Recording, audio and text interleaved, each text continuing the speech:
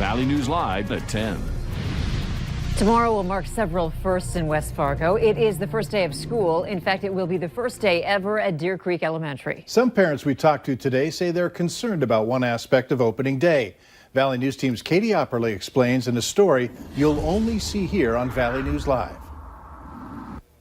And they're excited to be in the classrooms, but not only the kids, but also the staff members. I think they're ready for the kids, and we're ready to have them back. But not everyone shares the principal's optimism. Pat Gust lives nearby, and she says she's concerned about student safety and transportation. I'm concerned about the kids going in and out, and all in the cars coming in and out, the parents dropping off students and picking them up, and how that they will get into the school safely. That's your major concern. Clark says people have nothing to be worried about. What they needed to do is done. We'll have staff out there to help out and make sure that kids get to and from school safely and to their parents' vehicles. There's also the issue of students crossing busy 63rd Street to get to Deer Creek Elementary. The city of West Fargo put up caution signs to help kids get to school safely. It's been a whirlwind the last few weeks for everyone. Construction workers and teachers trying to get Deer Creek ready for Tuesday's opening day. Just watching it, I said there's no way it will get done, and they really did work hard, so it's cool. While teachers and staff are putting the finishing touches on classrooms, there's still plenty of work to be done outside. Some of the things that we have still to touch on is the landscaping outside. There's some sidewalks and stuff that still need to be poured. That'll be done this week. And then also we have our playground, which will be completed the week of September 9th. In West Fargo, Katie Opperly, Valley News Live. For students dropping off or picking up students tomorrow, you will be able to use both parking lots. After tomorrow, parents are expected to use the northeast parking lot. Over in Fargo, it appears teacher contracts have broken down. After their meeting this evening, the Fargo Education Association posted on its Facebook page that its members wanted to negotiate, but instead the Fargo School Board declared an impasse. FEA says the meeting tonight was one-sided and that it came in good faith to continue working on issues facing students and members. A man accused of murdering his parents is back in Minnesota after being extradited from Cancun, Mexico. Authorities say Dylan John Bennett was taken into custody at a hotel Saturday afternoon. The 22-year-old has been charged with killing his parents in Long Prairie, Minnesota. Barry Bennett, who graduated from Concordia, and his wife Carol died of gunshot wounds in their home on August 21st. Bennett contacted sheriff's officials just before his arrest, saying he intended to turn himself in to the FBI. Bennett is now being held in the Todd County Jail. The search continues tonight for the person in these photos. That individual is said to have robbed a Casey's General Store in West Fargo this morning. He's under 6 feet tall, has a slender build. Authorities say he had a gun when he walked into the store. He left it along Cheyenne Street on foot with an undetermined amount of money. Once again, they're asking you to call West Fargo's anonymous tip line. The phone number's on your screen, 701-433-5333. A Valley City woman is missing something special from her military garden, and locals say it's not the only garden in town that's been vandalized. Donna Lemire says her military man statue was taken from her garden Sunday morning. She says the garden commemorates veterans like her late father, a Vietnam vet, and her son, who served in the National Guard. She posted to Facebook to let her neighbors know what happened and got a big reaction. I was really surprised by the number of people who knew that little tiny round beat up garden even existed. I think one person said, I drive by there and look at him every time I go to bingo at the Eagles. She says she didn't fill out a police report and the statue was not expensive, but she doubts whoever took it realized its value to her and her family. Native American activist Chase Iron Eyes is asking a judge to unseal law enforcement testimony during his now resolved riot case from the Dakota Access Pipeline protests. Iron Eyes says it will reveal injustices against protesters and the environment, while prosecutors say he will use it to publicly smear officers. Iron Eyes was arrested when he and dozens of other protesters tried to set up camp on private land in February of 2017. He pleaded guilty to criminal trespassing charges in return for prosecutors dropping felony riot charges. Law enforcement across North Dakota will have extra patrols to enforce distracted driving laws for the You Drive, You Text, You Pay enforcement period in September. During an April enforcement period, 174 tickets were handed out. Texting is one of the most common forms of distracted driving. For those of you who drive on Cheyenne Street tomorrow morning, access will be limited to the north neighborhood areas east of Cheyenne Street. Now that's 32nd Avenue West to 40th Avenue West. And due to paving operations, crews will switch neighborhood access to use the intersection of Horseshoe Circle and Cheyenne Street. Hundreds of crashes are fatal every year, and the North Dakota Highway Patrol, in partnership with the Safety Council, is awarding people for staying alive by choosing to wear their helmet.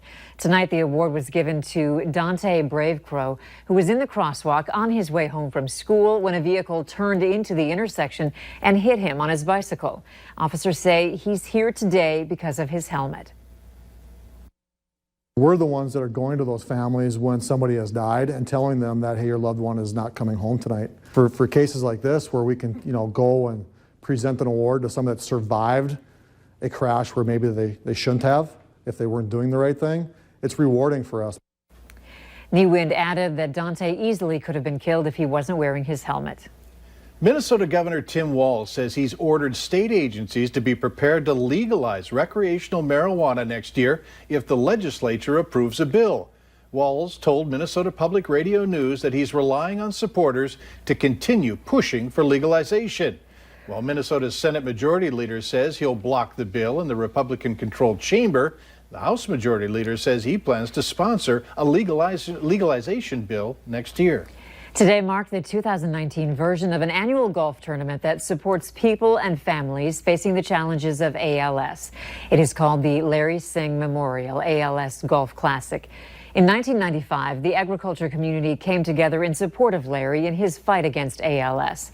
Since then, they honor Larry and others with the tournament. Our own Alex Egan not only emceed the banquet, but golfed in the tournament as well.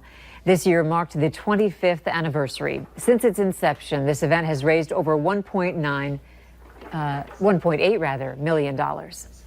If your gas gauge is almost empty, or if you're planning a trip this weekend for the holiday, you're in luck. AAA says the price at the pump should be down about 21 cents compared to this time a year ago, and the average could fall even more as we get closer to the weekend. AAA expects the North Dakota statewide average to drop to $2.40 a gallon or less this fall. Tonight, a 15-year-old girl is safe after police say an Uber driver tried to kidnap her. Reporter Steve Patterson has the latest on the investigation and what the company is doing to keep riders safe. The accusations are every rider's worst fear. Police say a New York Uber driver picked up a 15-year-old girl from a Sweet 16 party on Long Island in July. Instead of taking her home, the district attorney says 32-year-old driver Sean Williams canceled the route, saying he wanted the girl to go to his home in Brooklyn, where he intended to sexually assault her. The teen says he refused repeated requests to take her home, but she convinced the Uber driver to pull over so she could use the bathroom, then ran to a nearby McDonald's to call police. Williams pleaded not guilty. His lawyer said the teen had her cell phone, and Williams complied when she asked to use the bathroom. Uber calls the alleged incident deeply alarming, saying they've removed Williams' access to the app. The incident comes after a string of rideshares have taken dangerous turns. Uber says they've taken steps to make the platform safer, including the option to share your ride with friends and family via the app so they can track your route, and adding a 911 button that passengers can use during the ride. As for the latest incident with the 15-year-old girl, the suspect is due back in court next month. If convicted, he faces a maximum of 25 years in prison. Justice Ruth Bader Ginsburg received an honorary degree from the University of Buffalo School of Law today. The ceremony was Ginsburg's first public appearance since receiving treatment for pancreatic cancer. The law school held a discussion with Ginsburg tonight where she shared experiences from her career in law, spanning her time in law school through her service on the Supreme Court. A Brazilian soccer match was interrupted due to a heavy smoke caused by a wildfire close to the stadium. The match was stopped by the referee 6 minutes after the start because of a smoke from a nearby wildfire. There were no signs of fire or smoke coming from the training camp attached to the stadium before the game started. That match was interrupted for 7 minutes before being resumed. The country's National Space Research Institute, which monitors deforestation, has recorded more than 77,000 wildfires in Brazil this year. That is a record since the institute began keeping records in 2013. It is an 85% rise over last year, and about half of the fires have been in the Amazon region, with more than half of those coming just in the past month. Valley News Live 10 at 10 continues with no wait weather. Well, the past 24 hours have been wet, and thunderstorms have percolated through the region, dumping heavy amounts of rain. Over 1.4 inches here in South Fargo. Grand Forks picking up similar totals, but some in the Northern Valley picking up over 3 inches of rain. And storms as they drifted south of the city tonight. Looking to the south and east, you see the light show from those towering cumulonimbus clouds as they passed and drifted off into the distance. Now, we still have a few showers out there. The amount of lightning has receded quite a bit. In Lakes Country, Fergus Falls and Point South seeing some heavy showers pushing down into Grant County right now. As we take you up into the Grand Forks area near Emerado, we're seeing some heavy showers of rain, mainly in central portions of Grand Forks County right now. These are all drifting to the south and east as they have throughout the evening. From Lake of the Woods toward the international border, a few showers, one heading toward the Hallock area in Kitson County here shortly. So the shower activity does continue, but it has decreased in aerial coverage and indeed intensity as well. Temperatures slipping into the 50s here in the FM area and Grand Forks, 58 in Thief River Falls, 62 in Jamestown this hour. And some photos from you tonight, just fantastic views of these dark clouds. Carolyn capturing this one over Devil's Lake, and then a lot of you sending in photos of rainbows and double rainbows here from Gully, Minnesota, and some dark and scary looking clouds from West Fargo. Thanks, Rochelle, for sharing your photo. Here is a look at your hour-by-hour forecast. Now, our forecast model does show we have a chance at a few more showers passing through the valley as we go between now and midnight, and then for the most part, it's quiet, albeit mostly cloudy in the northern half of our viewing area. Temperatures by daybreak slipping into the mid-50s, so we don't fall that much more than we are right now, with maybe a sprinkle at the bus stop in the far northern counties. Heading into the first half of our day, we'll see the wind pick up and it gets gusty where you see these yellow arrows here. Winds over 30 miles per hour at times will be possible. And once again, from the midday hour on, passing showers, rumbles of thunder, brief heavy downpours of rain. So unfortunately, if you're looking for dry weather, tomorrow will not really cooperate until late in the day as this system finally begins to exit. So tomorrow we'll have increasing clouds throughout the day, temperatures climbing only into the mid-60s and gusty out there too. Over 20 miles per hour in Fargo likely. Afternoon temperatures in the mid-50s when we're more typically closer to those upper 70s. Well, it's National Dog Day, and this pair, Riley and Piper, enjoying Lakes Country on one of the warmer days. Thanks for uploading your photo. Wednesday, quiet with some sunshine, 71 gorgeous degrees.